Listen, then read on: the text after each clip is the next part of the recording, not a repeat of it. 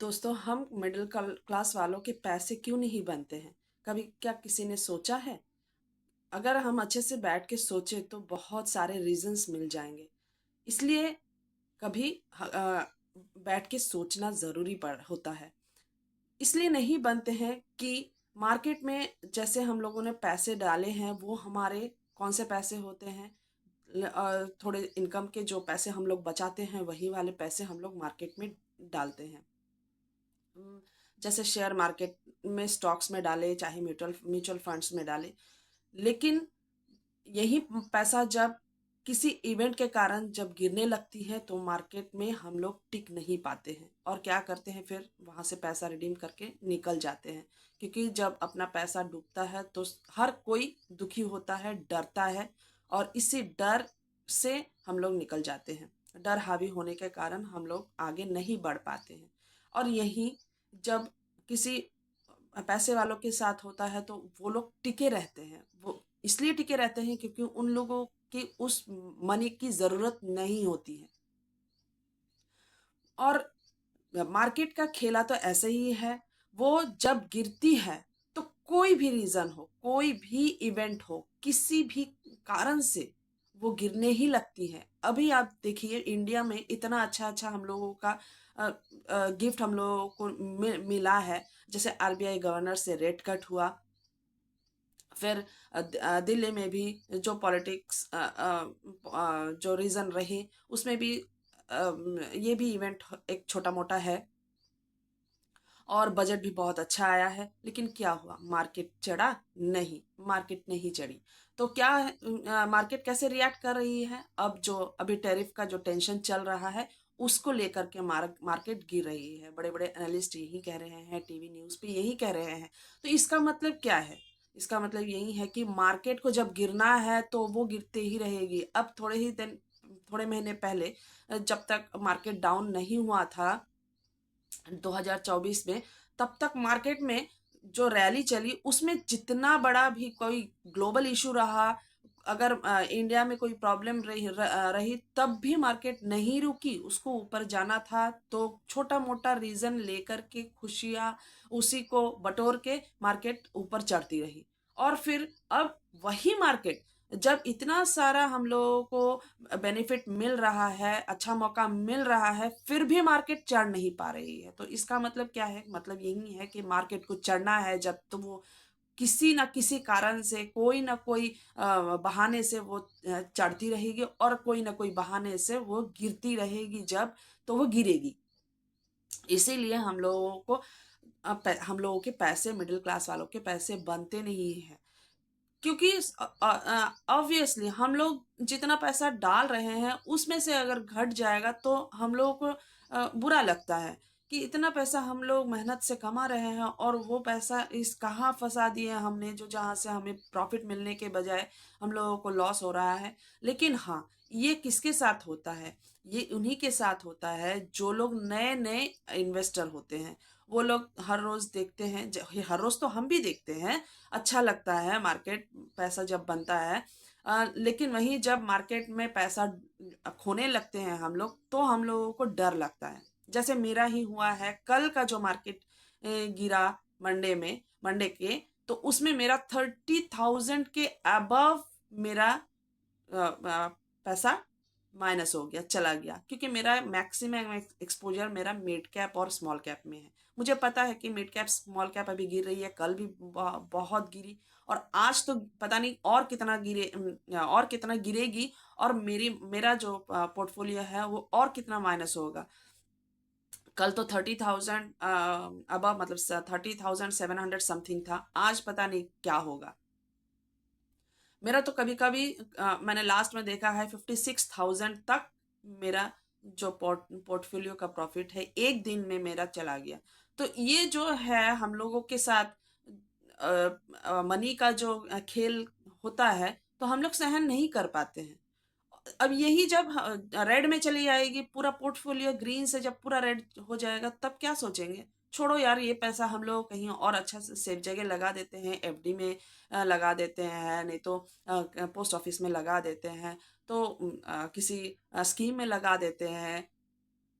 पैसा तो हम लोगों का डूबेगा नहीं, ऐसे ही हम लोगों को उनके कुछ तो रह जाएंगे। इन्फ्लेशन भले ही बीट ना करे, लेकिन हम लोगों का जो कैपिटल है वो खोएगा तो नहीं। तो ये सब चीज हमारे दिमाग में चलते रहता है। ये हम लोगों की मिडिल क्लास की फितरत है, ये हम लोगों में होता ही रहेगा, क्योंकि हम लोगों के पास बहुत ज्यादा पैसा देखने को नहीं मिलता है, कहीं पड़ा नहीं है, ब्लैक मनी नहीं है। हम ये नहीं कह रहे कि सब कोई ब्लैक मनी, जो पैसे डालते हैं सबके पास ब्लैक मनी है, लेकिन हाँ, ब्लैक मनी रहा तो वो तो वाइट मनी कोई करेगा नहीं। स्टॉक मार्केट में डालना है मतलब वो वाइट हो जाता है, तो उस पर टैक्स का भी बड़ी मार पड़ती है। तो हम इसीलिए नहीं कहेंगे कि किसी के पास ब्लैक मनी है और वो डाल रहा है। सभी का हार्ड अर्निंग मनी होता है और वो वाइट मनी ही होता है, क्योंकि वो गवर्नमेंट को उसका जो टैक्स है वो लोग भरते हैं। और हम लोग मिडिल क्लास वालों की जो कहानी है, जो रोना है, वो इसी बात का है कि जब हम लोगों का मार्केट गिरता है तो हम लोग टिक नहीं पाते हैं और हम लोग लॉस बुक करके निकल जाते हैं, और एक बार निकल गए तो फिर दोबारा हिम्मत बना के हम एंट्री नहीं कर पाते हैं। नहीं कर पाने के कारण हम लोगों का पैसा कभी भी नहीं बनता है। और यही चीज अगर मान लीजिए कि किसी ने अ, अच्छे से मैनेज किया और रुक गए, और कोई अच्छा फंड लेकर के उसी में टिके रहे, तो हम लोगों के पास बहुत पैसा बन सकता है, जो कि हमें एफडी और एफडी आरडी बैंक में किसी स्कीम में नहीं बनता मिलेगा। लेकिन जब मार्केट गिरती है ना, तो ऐसा लगता है कि यही लोग जो बड़े लोग हैं, जो है वो लोग हम लोगों को टिकने नहीं देते हैं। और किसी के बात से आप ले लीजिएगा, फंड स्कीम ले लीजिएगा, तो देखिएगा वही कहीं न्यूज़ चैनल से ले लिए, कहीं और किसी ने एडवाइस कर लिया। अब देखिए वही लोग जैसे ही जैसे मार्केट अप डाउन होते रहेगा ना, अपनी अपनी डिसीजंस वो लोग चेंज करते रहते हैं, क्योंकि उनको तो कोई फर्क नहीं पड़ता है। अभी बोल दिए कि हाँ, इसको इस स्कीम में आप रह जाइए, ये वाली स्कीम अच्छी दिख रही है। और उन लोगों में हमेशा यही रहता है कि हाँ, ये चलेगा ही चलेगा, ऐसा कभी नहीं बोलते वो लोग हमेशा यूज करेंगे, हो सकता है, ये जा सकता है, ये लेवल क्रॉस कर सकता है, और टारगेट दे देंगे, हो सकता है फिर लंबी लंबे समय के लिए लिया जा सकता है, इस तरह की बातें वो लोग कहेंगे और बोल देंगे। और अगर आप उनकी बातों में आ करके कोई स्टॉक्स ले लिए, तो उसमें क्या होता है, आप फंस जाओगे।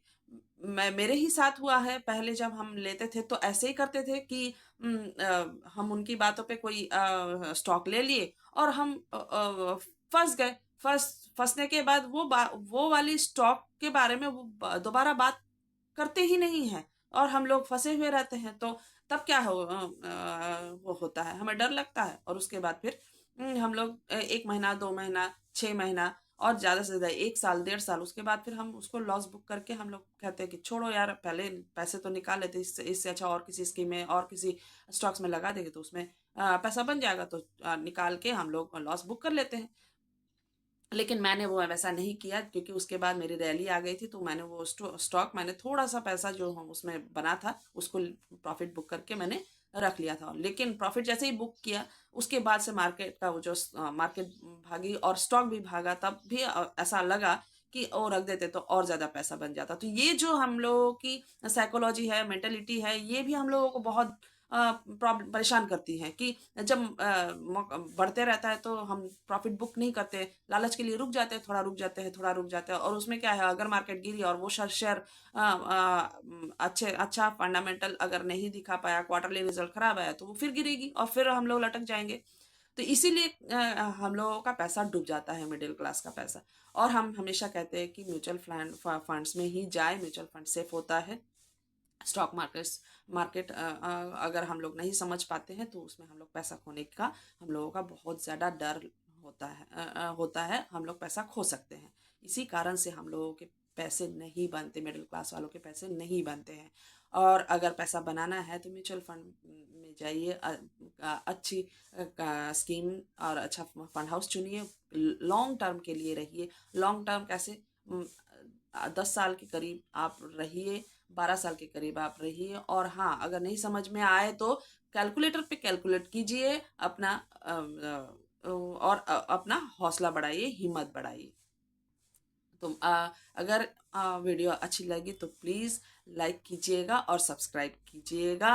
अगर कोई आपका सुझाव है तो ज़रूर आप कमेंट भी कीजिए।